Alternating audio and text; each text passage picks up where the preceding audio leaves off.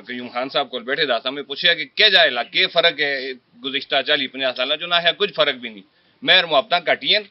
बाकी कुछ फर्क भी नहीं, अंडर डेवलप्ड ना, वही खंडरात हैं, वही भाजे त्रुटे दे रोड हैं, कसूर किसी का भी नहीं, कसूर आपने आकाश की थी, आपकी थी।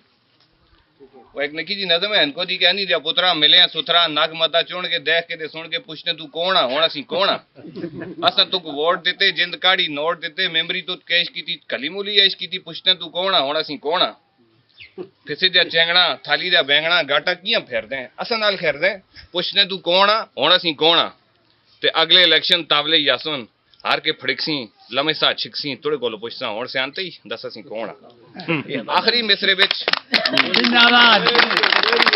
ये आखिरी कते बिल खुलासे है कि असी एक ताकत हां और जदों हार के कौन फड़कसी लमे सा कौन छिकसी कौन पुछसी असी पुछसा कि तू कौन है।